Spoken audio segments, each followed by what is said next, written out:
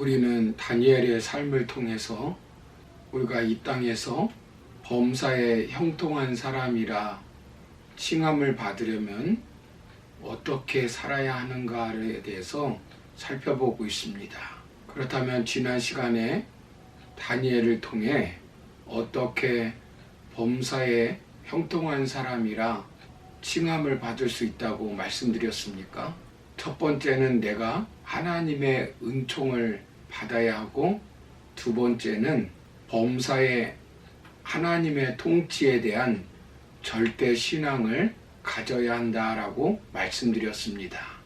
오늘 마지막으로 살펴볼 것은 마지막까지 하나님과 친밀함을 유지해야 합니다.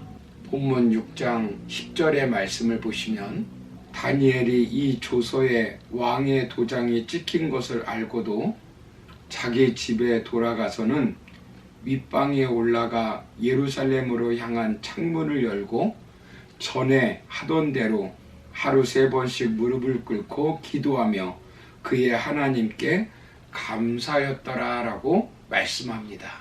다니엘은 사람들이 볼 수 있도록 창문을 열고 하나님께 기도하였습니다.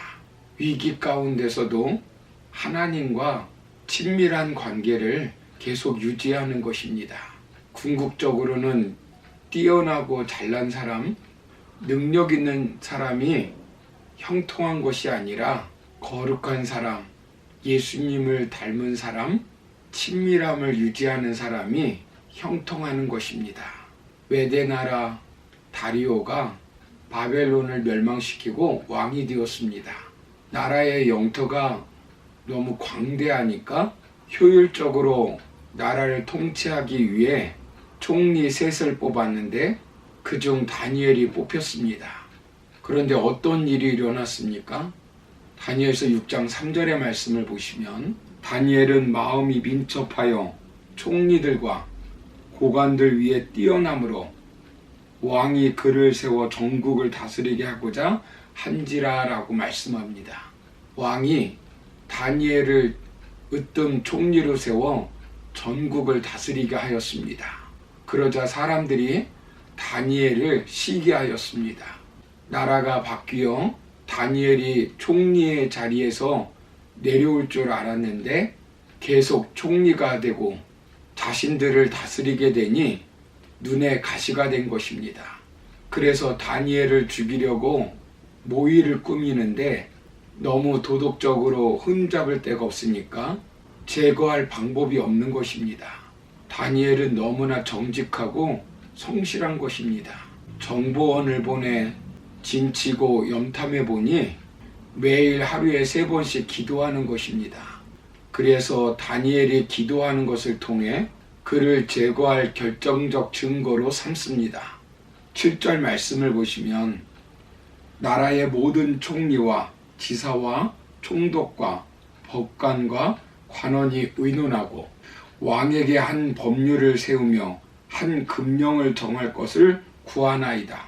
왕이여, 그것은 곧 이제부터 30일 동안에 누구든지 왕 외에 어떤 신에게나 사람에게 무엇을 구하면 사자굴에 던져 넣기로 한 것이니이다 라고 말씀합니다. 30일 동안 왕 외에 다른 신에게 무엇을 구하는 자는 사자굴에 던져 넣자는 것입니다. 다니엘은 이것을 알고 있었습니다. 문을 닫고 기도하고 30일 동안 기도하지 않으면 되었습니다. 그러나 다니엘은 정적들의 모략을 다 알면서도 문을 열고 하나님께 무릎을 꿇고 기도하였습니다. 이것은 하나님과 친밀한 관계를 유지하는 것입니다. 권력보다 친한 분이 하나님이십니다. 돈보다 친한 분이 하나님이십니다. 목숨보다 더 중한 분이 하나님이십니다. 이것이 평생 형통한 자라고 일컬음을 받은 원동력입니다. 그래서 어떻게 되었습니까? 사자굴에 던져지게 되었습니다. 그러나 다니엘은 죽지 않고 살아났습니다. 그래서 왕이 온 백성에게 조서를 내립니다. 다니엘서 6장 26절 27절을 보시면 내가 이제 조서를 내리노라. 내 나라 관할 아래에 있는 사람들은 다 다니엘의 하나님 앞에서 떨며 두려워할지니 그는 살아계시는 하나님이시요 영원히 변하지 않으실 이시며 그의 나라는 멸망하지 아니할 것이요 그의 권세는 무궁할 것이며 그는 구원도 하시며 건져내기도 하시며 하늘에서든지 땅에서든지 이적과 기사를 행하시는 이로써 다니엘을 구원하여 사자의 입에서 벗어나게 하셨음이라 하였더라라고 말씀합니다. 다니엘을 형통케 하신 하나님을 만방에 선포하고 있는 것입니다. 하나님은 잘 될 때만 계시는 하나님이 아니십니다.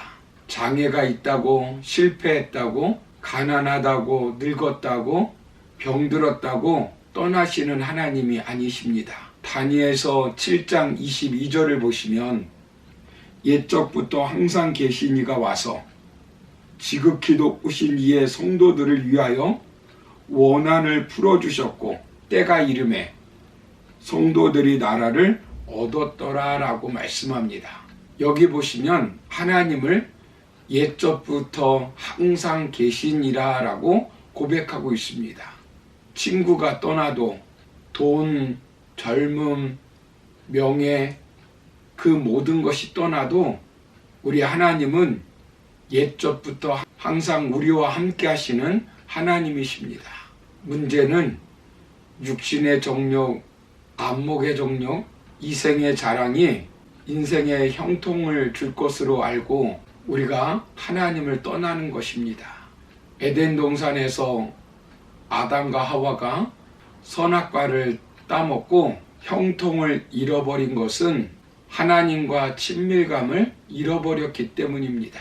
한평생 범사에 형통한 삶을 살았던 요셉은 어떤 유혹 앞에서도 승리하고 형통하게 산 것은 함께 하시는 하나님과 친밀하였기 때문입니다.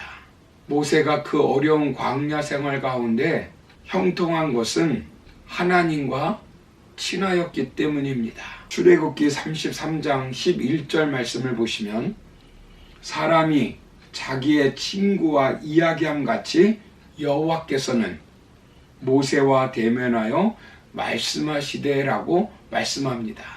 시편 25편 14절을 보시면 여호와의 친밀하심이 그를 경외하는 자들에게 있으며 그의 언약을 그들에게 보이시리로다라고 말씀합니다.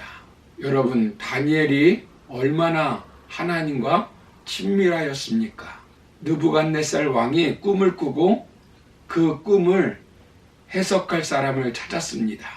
꿈을 해석하지 못하면 죽게 됩니다. 그때 다니엘은 어떻게 합니까? 친구들에게 기도를 부탁합니다. 다니엘뿐만 아니라 바벨론의 다른 지혜자들이 죽지 않도록 기도를 부탁합니다. 그리고 기도합니다. 그때 하나님은 꿈을 해석할 수 있도록 알려주십니다. 하루에 3번씩 하나님께 기도합니다.